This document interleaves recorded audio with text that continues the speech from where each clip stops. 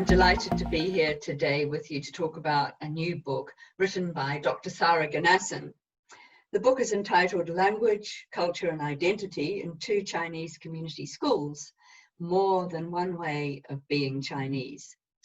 I've known Sara for nearly a decade now. She came to me as a doctoral student. I'm a professor in the School of Education at Durham University, and I teach intercultural education and intercultural communication. So I was delighted to be able to engage in this book with Sara.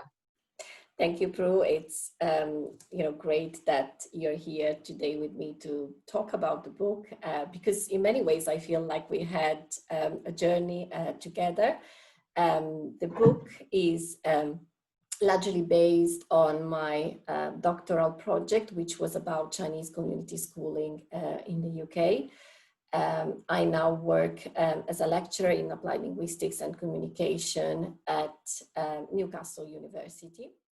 Sara, thank you. Can you say a little bit about what the book is about? So the book is an interpretivist ethnography. It tells a story. It is a research book, but I also wanted to tell a story, the story of Chinese migrants and Chinese communities more in general in the UK. And this experience is told through the voices of a number of children, parents and teachers who are part of two community schools located in different areas of the country. And the purpose of the schools is for children from ethnic minority and migrant background to learn more about the language. In this case, Mandarin. Both schools teach Mandarin, and also to learn more about Chinese culture. So really the focus here was to investigate how particularly children, but also the adults who are involved with the school with them, experience Chinese education, what it means to them being Chinese, how the schools support them or not to develop a sense of Chinese identity, and also how their sense of being Chinese, their understanding of Chinese languages, because there is also a focus on languages in the book, on how Chinese is more an umbrella term rather than an alternative name for Mandarin, how this is, relevant to their own experience and sense of identity. So Sara, you've done a lot of research for this book. What inspired you to undertake this research? I come from a background in Chinese studies. Before moving to the UK 11 years ago, I lived and studied in China, and I studied Chinese language in Venice. I also have a background as a community worker, and I worked for many years with migrants and also asylum seekers and refugees. So this book, and before the book, my doctoral project, was an attempt to combine my interest for the Chinese words, so Chinese languages, Chinese people, and with an interest for migrant and community education. So, Sara, there's a lot we hear now in the media about Chinese society, Chinese migration. Who do you think the book will appeal to? When I was writing the book, so I started my doctoral project and also my work with migrants in the UK about a decade ago. So at the time, there was a quite different political environment, and one of the things that I wanted to do with this book was trying and challenge some of the stereotype about Chinese people. For example, the idea that Chinese communities are invisible, that Chinese people are hardworking,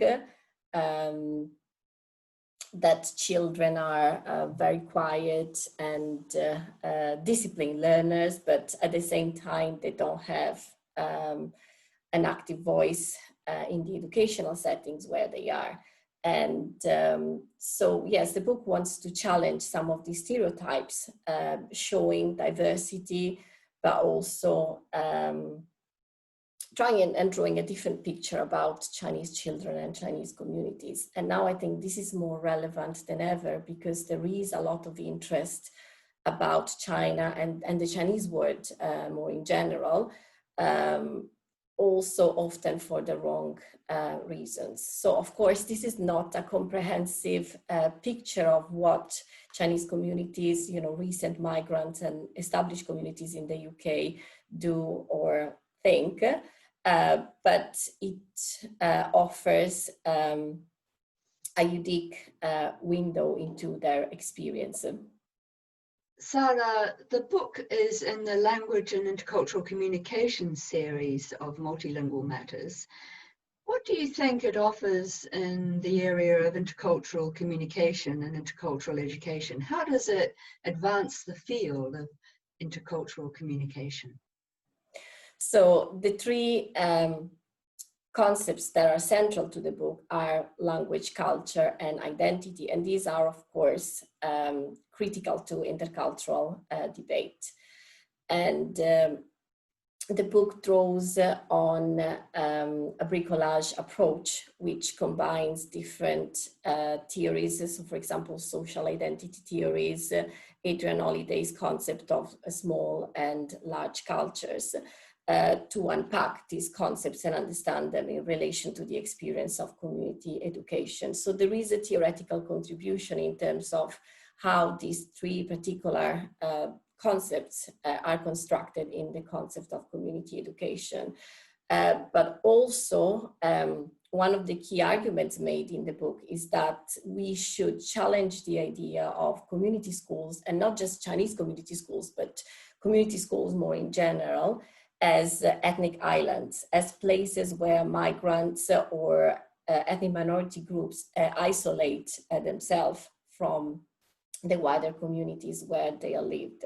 Instead, the book demonstrates how these schools, yes, they are important for the people who are involved with them, because they support children to develop a positive sense of Chinese identity, although this is not necessarily related to traditional concepts of Confucian culture, for example, or Mandarin as the Chinese language. But also these schools are important, and they play a potentially important role in terms of promoting intercultural dialogue and understanding between the migrant communities that set them up and the wider context.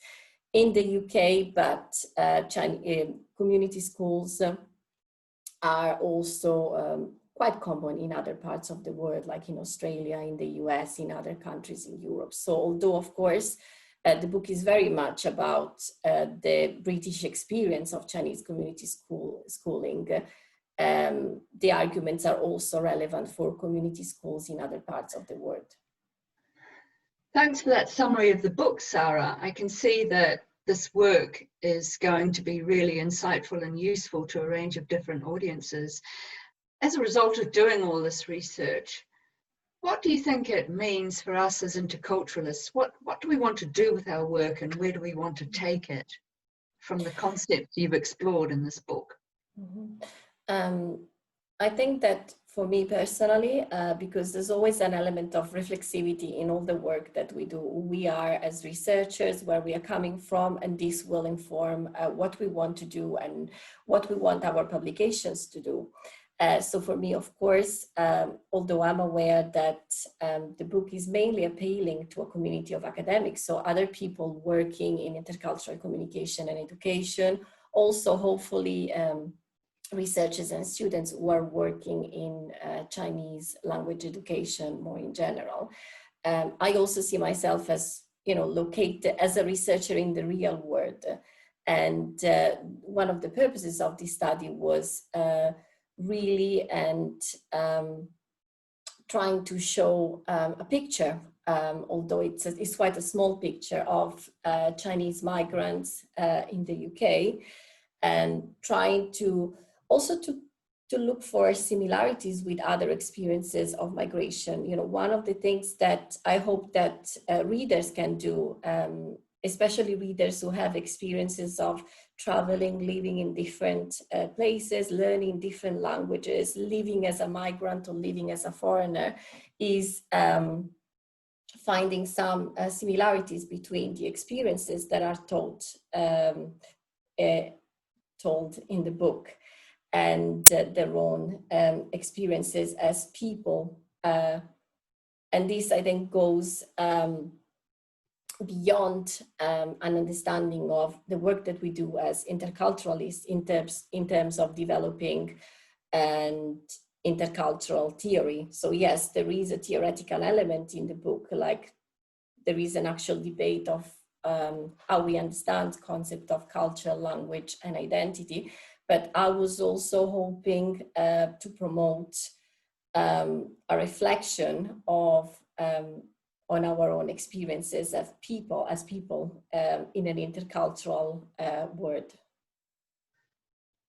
Thank you, Sara, for that overview of the book. It's really interesting to hear what you've got to say about it. And I like the way you are reflecting on how it influences the field in those different ways, and the journey of the researcher and the reflexivity and reflection that's involved in undertaking such work. So I hope readers enjoy your book. Thank you very much for talking to me about your book today. Thank you so much, Prue.